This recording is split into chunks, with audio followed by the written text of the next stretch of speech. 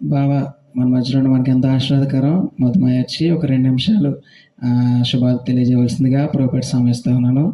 చక్కని సంగీతాన్ని వాయిస్తున్న సేవకులు, ఆయన బట్టి నేను ప్రభుని ఎంతగానో స్తుతిస్తున్నాను. నాకు ఏదైనా అవసరం అంటే నాకు ఖచ్చితంగా చేసేది మా మమ్మీ వాళ్ళ తర్వాత మా బావే.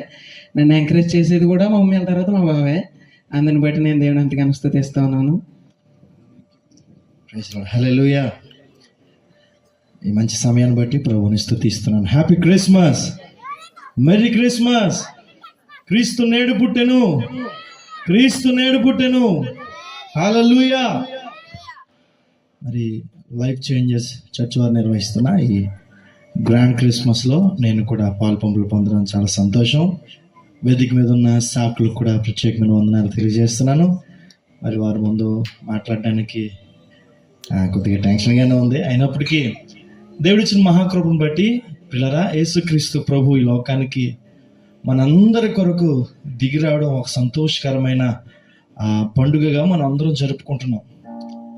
అయితే నేను ఒక కొటేషన్ చదివాను. క్రీస్తు ఈ లోకంలో పుట్టడం క్రైస్తవులందరికీ పండుగ అయితే, క్రీస్తు క్రైస్తవుల మదిలో పుట్టడం అంట క్రీస్తుగా ఆనందం అంట. దేవునికి మహిమ కలుగును గాక. హల్లెలూయా.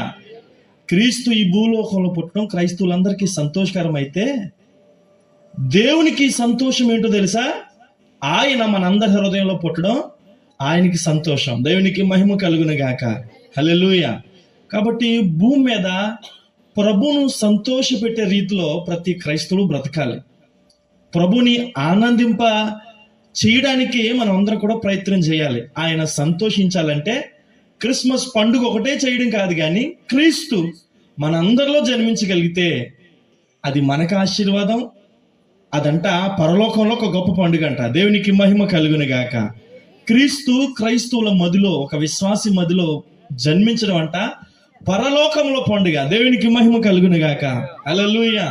మన అందరూ భూమి మీద పండుగ జరుపుకోవడం కాదు, కానీ పరలోకంలో పండుగ జరగాలని మనం ఆశించాలి. హల్లెలూయా.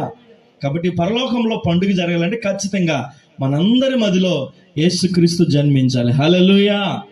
కాబట్టి యేసు మన మదిలో జన్మించులాగున మనం బ్రతకాలి.